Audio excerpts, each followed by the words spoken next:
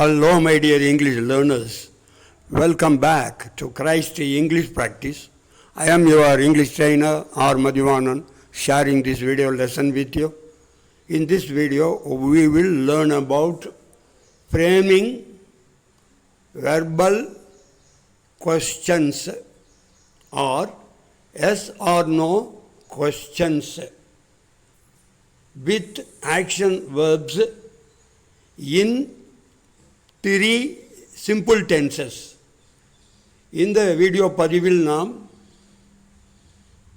கேள்விகள் கேட்பது, அதாவது வெர்பல் கொஸ்டின்ஸ் அல்லது எஸ் ஆர் நோ கொஸ்டின்ஸ் என்ற பெயருள்ள ஒரு வகை கேள்விகளை எப்படி 3 சாதாரண காலங்களில் செயல் வினைச்சொற்களை கொண்டு நாம் ஃப்ரேமிங் செய்வது. ஃப்ரேமிங் என்றால் உருவாக்குவது.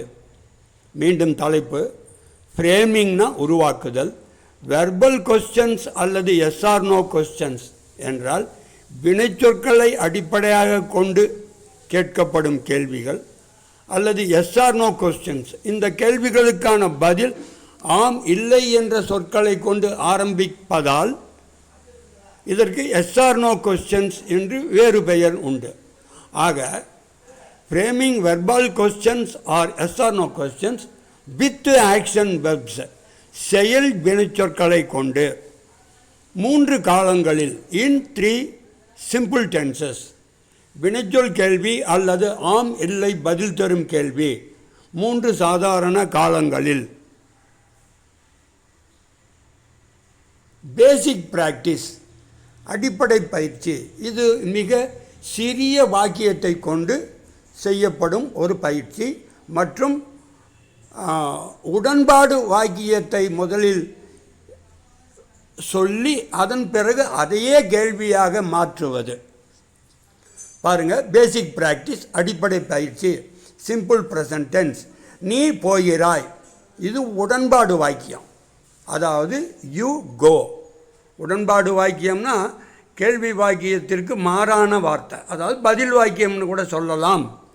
நீ போகிறாய், யூ கோ. இது அப்படியே தமிழில் கேள்வியாக மாற்றும்போது பாருங்கள், அந்த வெர்பில் இருக்கிற ஒரு எழுத்து மாறுது பாருங்கள். நீ போகிறாயா, அந்த உடன்பாடு வாக்கியத்தில் இருக்கிற அந்த யா போட்டு புள்ளி எழுதிருக்கோம்ல, ஈயே, கிராயில் இருக்கிற ஈயே, அது கேள்வியாக மாறுது பாருங்கள். அந்த ஒரு எழுத்து கேள்வி எழுத்தாக மாறுது பாருங்கள். அதன் மூலம் அந்த வெர்பே கேள்வி வெர்பாக மாறுது. நீ போகிறாயா, தினம், இது அன்றாடம் போகும் செயல் பற்றி, அன்றாடம் செய்யும் செயல் பற்றி கேட்கப்படுவதால் தினம்ங்கிற வேர்டும் அங்கே ப்ராக்கெட்டில் கொடுத்துருக்கேன். ஆங்கிலத்தில் பாருங்கள், do you go daily. You go, இது உடன்பாடு வாக்கியம். ஆங்கிலத்தில் அந்த வாக்கியத்துக்கு முன்னாடி டூ என்ற ஒரு துணை வினைச்சொல். இங்கிலீஷில் பார்த்தீங்கன்னா துணை வினைச்சொல் உதவியினால் அந்த கேள்வி தயாரிக்கப்படுகிறது. ஆனால் தமிழில் அந்த வினைச்சொல்லிலேயே கடைசியில் இருக்கிற ஒரு எழுத்தை மட்டும் கேள்வி மூலக்கூறாக மாத்திரம். பொய்கிறாய்ங்கிறத பொய்கிறாயா. ஆனால் ஆங்கிலத்தில் யூ கோங்கிறத டூ யூ கோ டெய்லி. சரி, அடுத்தது சிம்பிள் பாஸ்டில் பாருங்கள், நீ நாய், அந்த நாயில் இருக்கிற அந்த யா போட்டு புள்ளி வச்சுருக்கோம்ல ஈயே, அது தமிழில் பாருங்கள், நீ போனாயா, நீ போனாயா, நேற்று. இது நேற்றைய செயல் பற்றி பேசுகிறதுனால நேற்றுங்கிற வேர்டு நான் சேர்த்து கொடுத்துட்டேன். உடன்பாடு வாக்கியம் தமிழில் எப்படி, நீ போனாய். ஆங்கிலத்தில் யூ வெண்ட். இதை கேள்வியாக மாற்றும்போது எப்படி தமிழில், நீ போனாயா. அந்த போனாய்ங்கிற அந்த பாசிட்டிவ் வெர்பை, பதில் வெர்பை அப்படியே கேள்வி ஒரு எழுத்த கேள்வியாக மாற்றுறோம். அப்போ அந்த வெர்பே கேள்வி வெர்பாக மாறிடுது. அதாவது போனாய்ங்கிறது போனாயா. இது ஆங்கிலத்தில் டிட் யூ கோ. ஆங்கிலத்தில் பாருங்கள், டிட் யூ கோ. ஏன்னா இது பாஸ்ட் டென்ஸ், சிம்பிள் பாஸ்ட். இதுக்கு முன்பு சிம்பிள் ப்ரெசண்ட்டில் டூ யூ கோ பார்த்தோம். இப்போ டிட்னு அதை மாற்றிக்கிட்டோம். Did you go. எஸ்டர்டே, நேற்றுங்கிறதுக்கு எஸ்டர்டே என்று ஆங்கில சொல் பயன்படுத்துகிறோம். அடுத்தது பாருங்கள், சிம்பிள் ஃபியூச்சர். நீ போவாய், உடன்பாடு வாக்கியம். வாய்ங்கிறது அண்டர்லைன் பண்ணியிருக்கேன். ஆங்கிலத்தில் யூ வில் கோ. இந்த சிம்பிள் ஃபியூச்சரில் வில்லுங்கிற ஒரு ஹெல்பிங் வெர்பு இதுக்குன்னு ஸ்பெஷல். வில்லுனாவே அது சிம்பிள் ஃபியூச்சர் தான். தமிழில் அந்த கேள்வி வார்த்தை பாருங்கள், நீ போவாயா. போவாய்ங்கிறது வாயா, நீ போவாயா. எப்போ? நாளை. அது ஆங்கிலத்தில் வில் யூ கோ. நம்ம ஏற்கனவே பார்த்துருக்கோம், ஆங்கிலத்தில் கேள்வி கேட்கும்போது நம்ம ஒரு ஹெல்பிங் வெர்பை கண்டிப்பாக பயன்படுத்தணும். சிம்பிள் ப்ரெசண்ட்டுக்கு டூ, சிம்பிள் பாஸ்ட்டுக்கு டிட்டு, சிம்பிள் ஃபியூச்சருக்கு வில்லு. ஆக யூ வில் கோவை வில் யூ கோ. எப்போ அது இந்த மாதிரி எப்போ கேட்கணும்? எந்த காலத்தை பற்றி கேட்கணும்? Tomorrow. Will you go tomorrow. நீ போவாயா நாளை. சரி, இப்போது summary of questions of 3 simple tenses. சம்மரினா ஒட்டு மொத்தமாக ஒரே ஒரு தொகுப்பு, அதுதான் சம்மரி.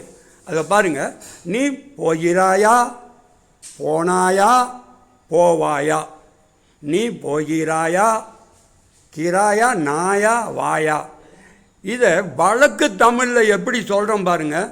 நீ போறியா, போகிறாயாங்கிறத வழக்கு தமிழில் எப்படி பேசுகிறோம்? பேச்சு தமிழில் நீ போறியா, நீ தினம் வேலைக்கு போறியா, நீ ஸ்கூலுக்கு ஒழுங்காக போறியா. அடுத்தது நீ போனியா, பாஸ்ட் டென்ஸில் நீ போனாயாங்கிறத எப்படி கேட்குறோம்? நீ போனியா. அடுத்தது ஃப்யூச்சர் பாருங்கள், நீ போவாய், நீ போவாயா அப்படிங்கிறத நீ போவியா. சொல்லி பழகினா தெரியும். நீ போகிறாயாங்கிறத வழக்கு தமிழில் நீ போறியா, நீ தினம் ஸ்கூலுக்கு போறியா. நீ போனியா, இது past tens.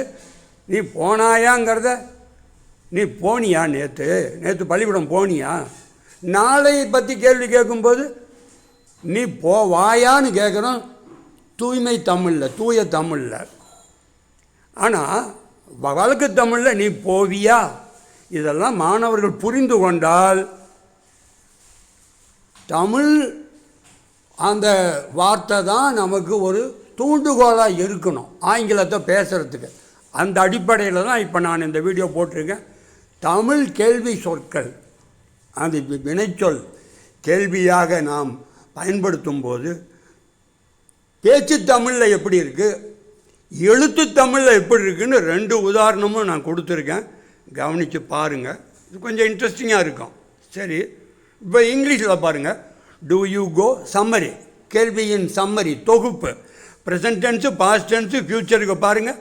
Two you go, நீ போகிறாயா. டிட் யூ கோ, நீ போனாயா. வில் யூ கோ, நீ போவாயா. சரி, இப்போ அட்வான்ஸ்டு ப்ராக்டிஸ், கடினமான பயிற்சி. அட்வான்ஸ்டுனா உயர் ரக, கொஞ்சம் கஷ்டமாக. இது வரைக்கும் do you go, did you go, will you go ரொம்ப எளிமையான பயிற்சி. மிக சிறிய ஒரு வாக்கியம், கேள்வி வாக்கியம், 3 டென்ஸில். இப்போ அட்வான்ஸ்டு ப்ராக்டிஸை 3 தர்றேன் பாருங்கள். கடினமான பயிற்சி சிம்பிள் ப்ரெசண்ட்டுக்கு.